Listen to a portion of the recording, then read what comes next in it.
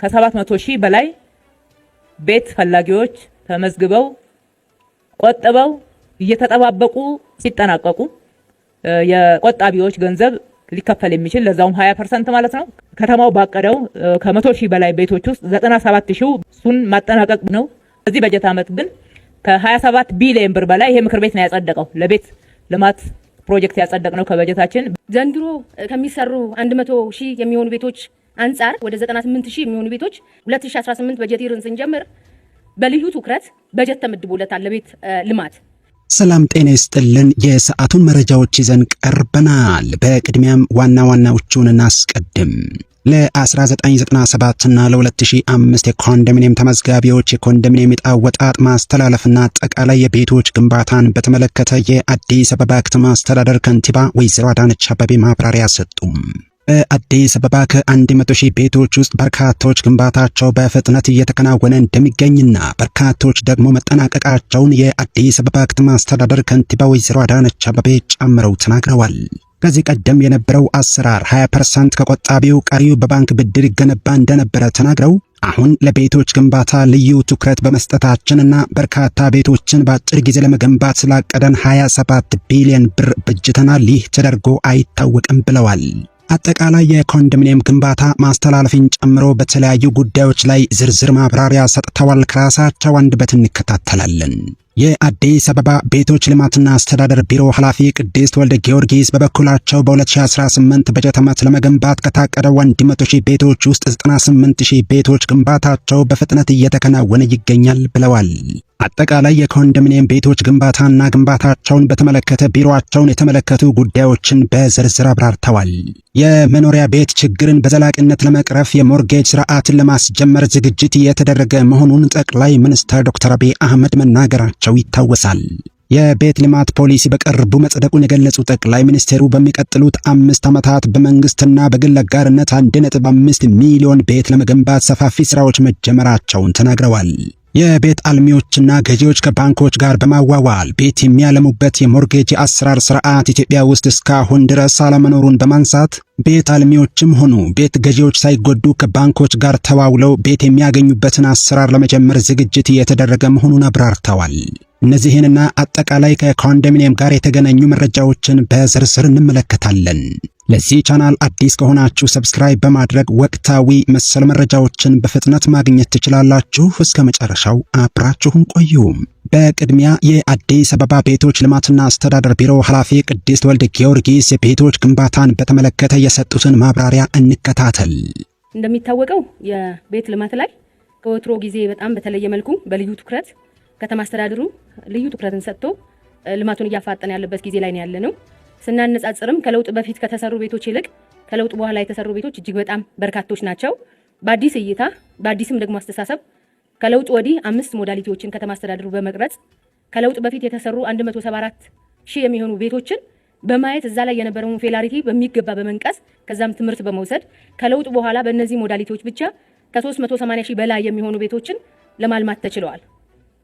ይሄ እንዲህ እንዳለ ከ45,000 በላይ የሚሆኑ ቤቶች ደግሞ ከዚሁ ላይ በበጎ ፈቃደኞች ባለሀብቶችን በማስተባበር የሀገራዊ ግዴታቸውን የግነታዊ ግዴታቸውን ማህበራዊ ኃላፊነታቸውን እንዲወጡ በማድረግ ባልተለመደ እይታ የተሰሩ ለሀገር ባለውለታዎች ደግሞ የተላለፉ ቤቶች ናቸው ማለት ነው። ዘንድሮ ከሚሰሩ 100,000 የሚሆኑ ቤቶች አንጻር በምን ልክ ዝግጁ ናችሁ? ፋይናንሻሊም እንዴት ነው ችግሩን ልትቀርፉ ያሰባችሁት ከሚለው ሐሳብ ተነስቼ ተወሰነ ነገር ልበል። እንደሚታወቀው እስካሁን ድረስ በ5 ሞዳሊቲዎች ብቻ ወደ 98,000 የሚሆኑ ቤቶች ግንባታ የተጀመሩ ናቸው።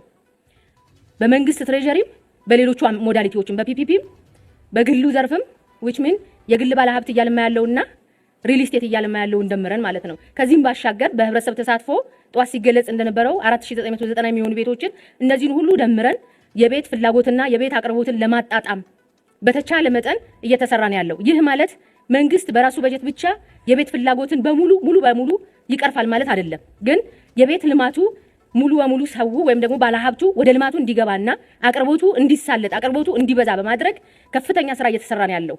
ይህንን ለማድረግ ከተማ አስተዳደሩ ከምንም ነገር በላይ 2018 በጀት ይርን ስንጀምር በልዩ ትኩረት በጀት ተመድቦለታል ለቤት ልማት። ከዚህም ባሻገር መንግስታችን ኢንተርፕረነር ነው ብለናል። 3 ሳይቶች ላይ የነበሩ ቤቶቻችንን በ3 ቢሊዮን ብር ገንብተን በ7 ቢሊዮን ብር ደግሞ ሸጠናቸዋል። ከዚህ ሽያጭ የተገኘውን ብር ደግሞ ያለውን የፋይናንስ አቅም ለማዳበርና የፋይናንስን ችግር ለመቅረፍ ወደ 2400 የሚሆኑ ቤቶችን እየገነባንበት ነው ማለት ነው። ከዚህም ባሻገር በጀት ተበጅቶልናል። መንግስታችን ኢንተርፕረነር ነው ብለናል። ከኮመርሻል ባንክ ጋር ደግሞ በልዩ ሁኔታ ደግሞ በትስስር እየሰራን ያለ ነው። ያለውን የፋይናንስ አቅም ወይም የፋይናንስ ችግር ለመፍታት ከባንኮች ጋር በቅንጅት እየሰራን ያለ ነው። ከዚህም ባሻገር ኮንትራክተሮቻችን ቅድመ ክፍያ ሳይከፈላቸው 24/7 ባልተለመደ አሁን ከተማችን ደግሞ ትሬንድ አድርጋ እያመጣችው ባለው አሰራር እየሰሩ ነው ያለው ማለት ነው። አቅርቦቱን ለማሳለጥ ደግሞ ወይም ደግሞ የቤት ግንባታውን በፍጥነት እንዲያልቅ ለማድረግ ደግሞ አንድ ኮስት ሚኒማይዝ የምናደርገው ግንባታውን በአጭር ጊዜ ስናጠናቀቅ ነውና ይህም የሚሆነው ጥራቱን ኮምፕሮማይዝ ሳናደርግ ስለሆነ ለግንባታ የሚያስፈልጉ አቅርቦቶችን በሙሉ ሳይት ድረስ እንዲቀርቡ በማድረግ ነው ማለት ነው። ለምሳሌ ብረት፣ ኮንክሪት እነዚህን የመሳሰሉ አቅራቢዎችን ኮሚኒኬት በማድረግ በማግባባት ከነሱ ጋር በመተሳሰር ሳይት ድረስ የተወሰነ ቦታ ሰጥተናቸው እዛው ግንባታ የሚካሄድበት ቦታ ላይ አቅርቦቱን እንዲያሳልጡልን ነው እያደረግን ያለ ነው ማለት ነው። ሌላው ከማህበር ቤቶች አንጻር የተነሳ ነገር ነው። ይህም የመንግስት ሰራተኞች ያው የተከበሩ የምክር ቤቱ አባል እንዳነሱት ከ3 ቀን በፊት የመምህራን ቤት ማስጀመሪያ ፕሮግራም ተካሂዷል። ሌላው የመንግስት ሰራተኛም ደግሞ በተመሳሳይ የጸደቀው ደንብ አንድ ነው። በዛ ደንብ መሰረት ቅድሚያ የሚሰጣቸው ለመምህራን ስለሆነ የመምህራንን ጀመርን እንጂ ሌላው የመንግስት ሰራተኛ ቀጣይነት አለው ማለት ነው። አሁን ግንባር ቀደም ሆነው ያስጀመርናቸው መምህራኖችን ይሁን እንጂ ይሄ ሁሉ ስራ ለመስራት ግን አንዱና ዋነኛው ነገር ምንድነው? የመጀመሪያው ከተማ አስተዳደሩ ለቤት ልማት የሰጠው ትኩረት በጣም ሲሪየስ ስለሆነ ነው። ከዛ ቀጥሎ ያለው ደግሞ አናቂ የሆኑ አሰራሮችን ለቤት ልማቱ አናቂ የሆኑ አሰራሮችን በመቅረፍ ነው። ይህንንም ለማድረግ ደግሞ ከተማ አስተዳደሩ ደንብ አውጥቶ ደንቡ እንዲጸድቅ በማድረግና ሲያንቁን የነበሩ አሰራሮችን ክፍት በማድረግ ነው። ከዚህ ጎን ለጎን ደግሞ ሁላችን እንደምናውቀው ከለውጡ በፊት 174,000 ቤቶች ተጠናቀው ብናገኛቸው በርካታ ዕዳ የነበረባቸው ናቸው። ዕዳም ብቻ ሳይሆን ሙሉ በሙሉ ያልተጠናቀቁም ናቸው። እስካሁን ድረስ ያው ቀድም የተከበረው የምክር ቤት አባል ሲያነሱት እንደነበረ የጥራት ክሪቲካል ችግር የነበረባቸው የኢንፍራስትራክቸር ክሪቲካል ችግር የነበረባቸው ናቸው። ከተማ አስተዳደሩ ደግሞ በቢሊየን የሚገመት በጀት በመበጀት ለመንገዶችም በውሃ በኩልም ቶታሊ የፍሳሽ ማስወገጃ ችግር የነበረባቸውን ሳይቶች በሙሉ እነሱ ሙሉ በሙሉ እንዲሰራላቸው በማድረግ የትራንስፖርት አክሰስ እንዲኖራቸው በማድረግ ኢንቢሊየን ተበጅቶላቸው ቤቶቹ ፈንክሽናል እንዲሆኑ የተደረገበት አግባብ አለ። ዕዳው ግን ከለውጥ ወዲህ ነው የመጣው። ወደ 61 ቢሊዮን ብር የሚሆን ከለውጡ ወዲህ ብቻ የተከፈለ ነው ለቦንድ ብድር።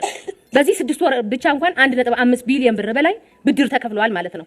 ስለዚህ ጎን ለጎን የቤት ልማቱ እየተፋጠነ ያለውን ብድር ደግሞ ለመክፈል ከተማ አስተዳደሩ በጣም ትልቅ ትኩረት ሰጥቶ እየሰራበት ያለ ስራ ነው ለማለት ነው። አመሰግናለሁ። ይህ በእንዲህ እንዳለ የአዲስ አበባ ከተማ አስተዳደር ካለበት የጋራ መኖሪያ ቤቶች ውዝፍ ዕዳ ውስጥ 61.2 ቢሊዮን ብር ያህሉን መክፈሉን አስታውቋል። የአዲስ አበባ ከተማ አስተዳደር ከ2010 ዓመተ ምህረት በፊት ለጋራ መኖሪያ ቤቶች መገንቢያ ተብለው ከኢትዮጵያ ንግድ ባንክ በቦንድ ተበድሮ ያልመለሰውን ከፍተኛ ዕዳ 5 ዓመታት ውስጥ በከፍተኛ ደረጃ ማቅለሉን አስታውቋል። የከተማ አስተዳደሩ የዕዳ ሰነድ ቦንድ በማስያዝ ከተበደረው ውስጥ ወለድን ጨምሮ 61.2 ቢሊዮን ብር የሆነውን ባለፉት 5 ዓመታት ውስጥ ለኢትዮጵያ ንግድ ባንክ መክፈሉን አርብ ታኅሳስ 9 ቀን 2018 ዓመተ ምህረት የ6 ወራት የሥራ አፈጻጸም ሪፖርታቸውን ለከተማ አስተዳደሩ ምክር ቤት ያቀረቡት ከንቲባ አዳነች አቤቤ ገልጸዋል። በአዲስ አበባ ከተማ ያለው የመኖሪያ ቤት ፍላጎትና አቅርቦት የሚመጣጠን አይደለም ያሉት ከንቲባ አዳነች የዚህም ምክንያቱ ቤት ለማግኘት የተመዘገቡና የቆጠቡ የነበሩ 700,000 ነዋሪዎች ውዝፍ ፍላጎት ሳይመለስ በሚሊዮኖች የሚቆጠሩ አዲስ ቤት ጠያቂዎች መፈጠራቸው ነው ብለዋል። ከ1997 ዓመተ ምህረት ጀምሮ ሲካሄዱ ለነበሩ የቤት ልማት ፕሮጀክቶች የፋይናንስ ምንጭ በከተማ አስተዳደሩ ዋስትና ከኢትዮጵያ ንግድ ባንክ የተወሰደ ብድር መሆኑን ያስታወሱት ከንቲባዋ እሳቸው ወደ ስልጣን ሲመጡ የከተማ አስተዳደሩ ያልከፈለው ወለድን ሳይጨምር 50 ቢሊዮን ብር ዕዳ እንደነበረበት ተናግረዋል። ይህ ዕዳ እንዴትና ከየትኛው ምንጭ እንደሚከፈል በግልጽ አይታወቅም። በመሆኑም አዲስ የቤት ልማት ፕሮጀክት ለመጀመር አስቸጋሪ ነበረ ብለዋል። ይህም ቢሆን ከለውጡ በፊት ተጀምረው ያልተጠናቀቁ 380,000 የጋራ መኖሪያ ቤቶችን የማጠናቀቅ ሥራ የከተማ አስተዳደሩ ማከናወኑን አስረድተዋል። አክለውም የሚመሩት አስተዳደር በዘንድሮ በጀት ዓመት አጋማሽ ድረስ የከፈለውን 1.1 ቢሊዮን ብርን ጨምሮ ባለፉት 5 ዓመታት ውስጥ 61.2 ቢሊዮን ብር ዕዳ ለኢትዮጵያ ንግድ ባንክ ተመላሽ መደረጉን ገልጸዋል። ነገር ግን አሁንም ከ32 ቢሊዮን ብር በላይ ዕዳ የከተማ አስተዳደሩ እንዳለበት የጠቆሙት ከንቲባ አዳነች አቤቤ ይህንን ገንዘብ ወደ ቤት ልማት ብናውለው የመኖሪያ ቤት ችግርን ምን ያህል ሊቀርፍ እንደሚችል መረዳት ያስፈልጋል ብለዋል። ከዚህ በፊት የቤት ልማት ፕሮጀክት በከተማ አስተዳደሩ በጀት ተከናውኖ እንደማያውቅ የጠቆሙት ከንቲባዋ እሳቸው የሚመሩት አስተዳደር የከተማዋ ነዋሪዎች የመኖሪያ ቤት ፍላጎት ለመመለስ በዘንድሮ በጀት ዓመት ልዩ ትኩረት ሰጥቶ ወደ ስራ መግባቱን ተናግረዋል።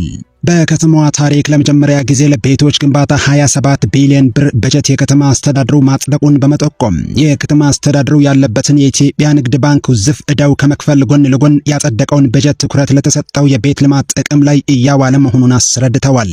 ልዩ ትኩረት በተሰጠው በዚህ የመኖሪያ ቤት ልማት ፕሮጀክት በመንግስትና የግል አጋርነት መሪህና የከተማ አስተዳደሩ በሚመድበው በጀት በ2018 100,000 ቤቶችን ለመገንባት መታቀዱን የገለጹት ከንቲባዋ ከዚህ ውስጥም የ97,000 ቤቶች ግንባታ ባለፉት 6 ወራት ውስጥ ተጀምሮ በተለያዩ የአፈጻጸም ደረጃ ላይ እንደሚገኝ አስረድተዋል።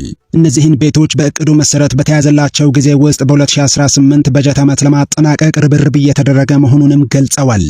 በፌደራል መንግስት ደረጃ በሚቀጥሉት 5 ዓመታት 1.5 ሚሊዮን ቤቶች ለመገንባት እቅድ መያዙን ያስታውሱት ከንቲባ አዳነች አቤቤም ከዚህ የፌደራል መንግስት የቤት ልማት እቅድ ውስጥ አዲስ አበባ የአንበሳውን ድርሻ እንደምትይዝ አስረድተዋል።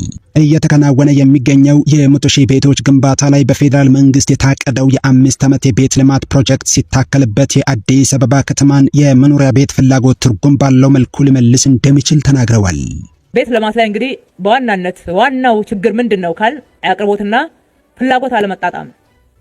ይሄ አቅርቦትና ፍላጎት አለመጣጣም ቤት ስላልተገነባ አይደለም። ከተማችን ላይ የቤት ፍላጎት በከፍተኛ ሁኔታ እየጨመረ ነው ያለው። አንደኛ ውዝፍ ጥያቄ ያለ ሳይመለስ የቆየ ይሄ ለውጥ ሲመጣ ከ700,000 በላይ ቤት ፈላጊዎች ተመዝግበው ቆጥበው እየተጠባበቁ ሳሉ ነው ይህንን ኃላፊነት የተረከብነው። በሌላ በኩል ደግሞ ከተማ ላይ በሚሊዮኖች የሚቆጠሩ ቤት ጠያቂዎች አሉ። በየጊዜው ወደ ከተማው በሚደረገው ፍልሰት ወደ አዲስ አበባ ከተማ የመጣ ሁሉ ቤት ነው የሚለው። የመጀመሪያው ጥያቄ ቤት ነው። አንድ ይሄ ችግር አለ።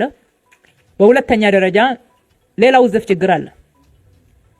ለቤት ልማት ለጋራ መኖሪያ ቤቶች ከተማዋ ዋስትና የሰጠችበትና የተበደረችበት ወደ 50 ቢሊዮን የሚሆን ዕዳን የተረከብነው ያልተከፈለ ከየትኛው የተሰራ የቤት ልማት ነው የሚከፈለው ሲባልም ግልጽ የሆነ ምላሽ ያላገኘንለት የተወሰኑ ብቻ በሂደት ላይ ያሉ ቤቶች ሲጠናቀቁ የቆጣቢዎች ገንዘብ ሊከፈል የሚችል ለዛውም 20% ማለት ነው። ከዛ ያለፈ አይደለም። ከዛ ውጪ ግን በተለያየ መንገድ ከመልካም አስተዳደር ጋራ ከቤት ማስተላለፍ ችግሮች ጋራ ተያይዘው በነበሩ ምክንያት የተወዘፈ ዕዳ ሆኖ ነው ያገኘነው። እሱ ላይ ወለድ ሲጨመር ከዛ በላይ ነው የሆነው። በዚህ 5 ዓመታት ወደ 61 ቢሊዮን ከፍለናል። በዚህ ሩብ ዓመት ብቻ ከ1.1 ቢሊዮን ብር በላይ ነው የከፈልነው። እንደገና ደግሞ እየወለደ ነው የሚሄደው ቀሪው። አሁንም ወደ 32 ቢሊዮን ዕዳ አለብን። ይሄንን ወደ ቤት ልማት ብንቀይረው ኖሮ የት ልንደርስ እንደምንችል ማየት ይቻላል። እንደዛም ሆኖ ወደ 380,000 ቤቶችን አጠናቀናል በእነኚህ ለውጥ ዓመታት። ግማሾቹ ተጀምረው የነበሩ ያልተጠናቀቁ የጋራ መኖሪያ ቤቶች ናቸው። በርካታ ጉለት የነበረባቸው መሰረተ ልማት፣ የመንገድ፣ የውሃ፣ የመብራት፣ የፍሳሽ ስርዓት ያልተሰራላቸው ቤቶቹም ጭምር አንዳንዶቹ እንደገና ለመገንባት ግድ ያለን ችግሮች አጋጥመውናል ማለት ነው። በአዲስ መንገድ ነው ኮንትራት የተሰጠው እንደምታውቁት። እነኚህ ችግሮች ተደማምረው የቤት ልማት ስራችን በከፍተኛ ሁኔታ ትኩረት የተሰጠው ቢሆንም ከፍላጎት ጋር የተጣጣመ አይደለም። ይህን መነሻ በማድረግ በክቡር ጠቅላይ ሚኒስትራችን በ5 ዓመት 1.5 ሚሊዮን ቤት ለመገንባትና ለማቅረብ እንደ ሀገር ከታቀደው ውስጥ የአንበሳውን ድርሻ የምትወስደው አዲስ አበባ ናት። አንድ ሁለተኛ፣ በዚህ ዓመት ከተማው ባቀደው ከ100,000 በላይ ቤቶች ውስጥ 97,000 በሪፖርት ላይ እንደቀረበው ወደ ስራ ገብቷል። እሱን ማጠናቀቅ በምንችልበት ደረጃ ነው የያዝነው። ከተማችን ለመጀመሪያ ጊዜ ከራሷ በጀት ለቤት ልማት ቀጥታ እየመደበች መገንባት የጀመረችው በእነኚህ የለውጥ ዓመታት ነው። ነባር አመራሮች በዚህ ምክር ቤት ውስጥ አላችሁ።